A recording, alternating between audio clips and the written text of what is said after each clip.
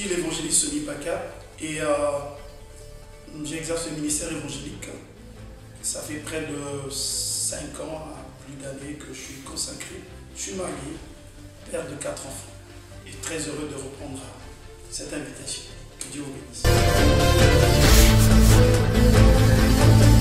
Lorsque j'entends le mot évangélisation, c'est une question un peu pertinente dans le sens où l'évangélisation est très simplement, qui vient du mot évangile. C'est l'action d'apporter l'évangile. Or, l'évangile, nous comprenons dans la parole de Dieu, c'est annoncer la bonne nouvelle du royaume de Dieu.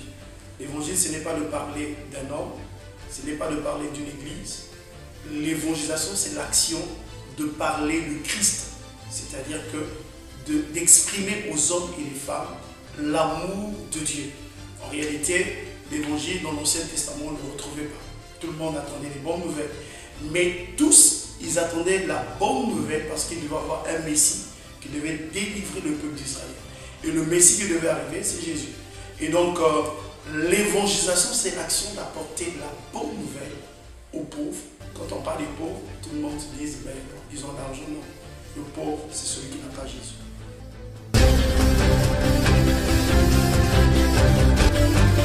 Nous devons répondre à 3 points. Premièrement, dans le cadre prophétique, nous sommes dans le temps de l'apostasie par rapport aux 7 dispensations de l'Église. Et dans le temps où nous vivons, le temps de la grâce, c'est aussi le temps de l'apostasie. La Bible dit que le péché, lorsque le péché, l'iniquité aura accru, l'amour d'un plus grand nombre diminuera. Donc aujourd'hui, dans ce temps d'apostasie, les gens n'ont plus l'amour pour Dieu. Donc d'où l'évangile n'est plus apporté comme il se doit. Ça, c'est le premier point. Dans le deuxième aspect, nous retrouvons aujourd'hui la négligence ou les signes des temps de la fin. La Bible dit que dans les temps de la fin, beaucoup de gens seront irréligieux. Ils aimeront le plaisir plus que Dieu. Et c'est le constat que nous avons aujourd'hui. Et le troisième, c'est aussi l'accomplissement des Écritures. Ça veut dire que Jésus a dit avant qu'il vienne, il faut qu'on parle de lui. Mais le diable a son plan. Parce que n'oublions pas qu'il vient pour détruire, égorger et tuer. Et lui, son but, c'est de mettre le refroidissement spirituel, que les gens ne parlent plus, que les gens n'évangélisent plus. Et nous nous retrouvons dans le livre de Luc, chapitre 10, où Jésus parle d'une histoire. Et cette histoire est très impressionnante, ça répond aux obstacles que nous avons aujourd'hui. Et l'histoire que Jésus apporte, il parle à un disciple. Il lui dit, permettez-moi de lire rapidement dans Luc, chapitre 10, verset 25.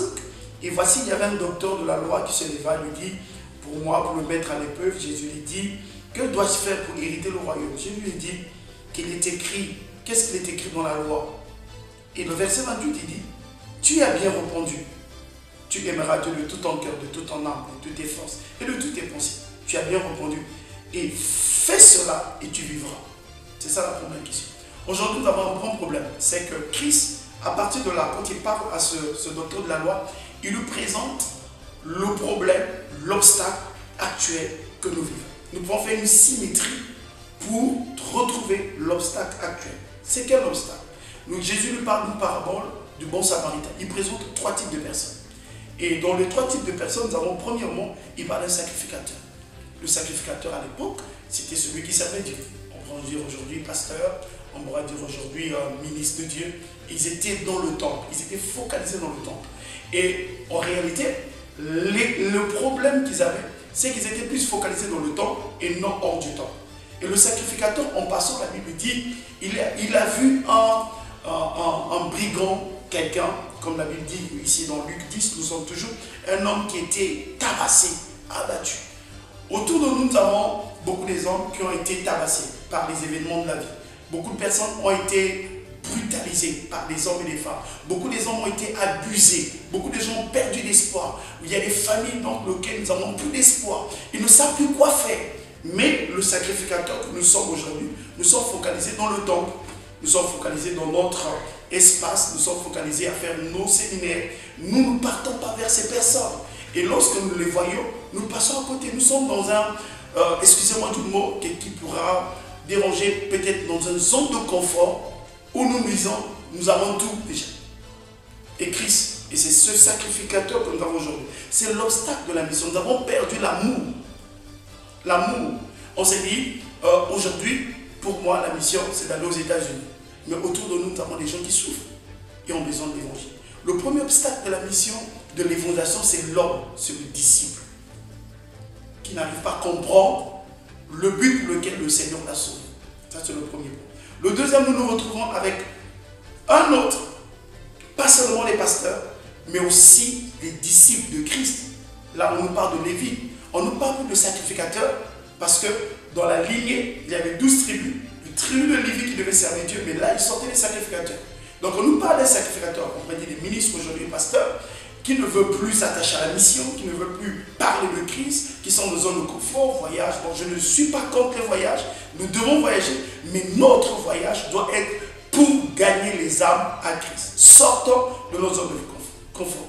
Et deuxième des choses, c'est que nous voyons même les disciples. Nous sommes plus dans le matu vu. Nous sommes plus dans la manière de faire pour qu'on nous voie, qu'on serve le Seigneur. Mais n'oubliez pas, même en servant Dieu, beaucoup iront en enfer.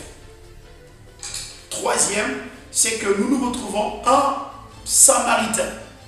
Et celui-là exprime les choses qui peuvent nous permettre à briser ou à identifier l'obstacle de la mission. Premièrement, la Bible dit, ce Samaritain voyant cet homme, il fut ému de compassion. Nous sommes dans une étape où on n'a plus la compassion envers les païens. Les chrétiens se louent, sont contents, chantent parce qu'ils sont sauvés. Mais ils ne se soucient pas de celui qui va en enfer. Regardez, Jésus a quitté le ciel, sa zone de confort, là où il était bien, là où il avait trop. Mais il quitte la zone de confort pour descendre vers nous autres qui n'avaient pas de valeur. Vers nous autres qu'on peut peut-être oublier. Jésus quitte le ciel pour venir pour nous. Quittant notre zone de confort, manifestant la compassion. L'Église actuelle a perdu la compassion, a perdu aussi la passion. On peut avoir la compassion, mais au-delà de la compassion, on a perdu la passion. Nombreux ont la compassion, mais ils n'ont plus la passion. La preuve nette, ils ont la compassion, ils assistent tout le monde, mais ils n'ont plus la passion, ils ne le font plus pour Dieu. Ils ne le font plus parce qu'ils sont oppressés au-dedans de pouvoir les âmes être gagnées. Jésus a dit, si nous voulons aller vite au ciel, comme tout le monde va aller au ciel, si nous voulons aller au ciel, Jésus a dit, il faut que l'évangile soit annoncé sur toute la terre. Mais si nous ne le faisons pas, c'est aussi, nous sommes en train d'arrêter, nous sommes en train de freiner le retour de Jésus. Par manque de compassion. Donc aujourd'hui, l'Église actuelle n'a plus la compassion dans l'évangélisation, dans le champ missionnaire.